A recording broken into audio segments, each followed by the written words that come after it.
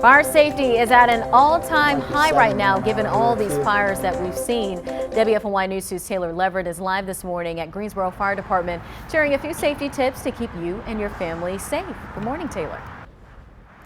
Good morning, Lauren. Well, fires don't just start outside. They also can start in your home. I'm joined again this morning with Matt Groseclose. He's the fire and life safety educator here at Greensboro Fire Department. Good morning, Matt. Good morning again. So we got a couple items here that are very important when it comes to fire safety or fireproofing your home. Let's walk through them.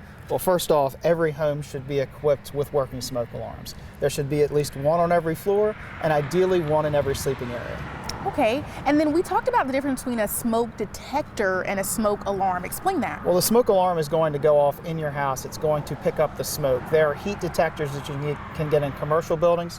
This smoke alarm is going to go off quicker, though, and sense that smoke. Perfect. And then, this isn't just a tambourine almost looking thing.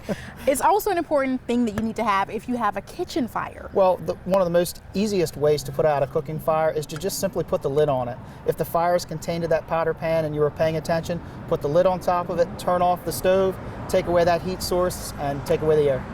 And then another thing we have is this fire extinguisher. A lot of people need to have this nearby, or if they have a home too. That's right. A fire extinguisher costs you about $30 to $40 at your local hardware store. You always want to make sure that it's charged. Remember, green is good if the gauge is in the green. And you want to remember the acronym of PASS. Pull that pin, aim this at the base of the fire, squeeze your trigger, and then sweep it around. Is there a way that people can know if it's not working properly? The gauge would not be in the green. Also, some fire extinguishers, as they get a little bit older, they may get a little bit jammed up. They last for about 12 years.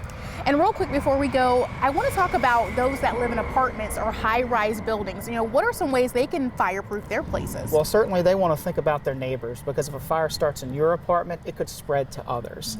And if you don't live in a sprinklered building, you can also keep in mind that a fire could get up above and run the roof line and everything else like that. Sprinklers are amazing and can really help keep a fire in check to that room of origin if you're in a multifamily dwelling. Well, thank you so much for the tips. Again, thanks for joining us again, Matt. I'll send it back to you in the studio. Reporting in Greensboro, I'm Taylor Leverett, WFNY News 2.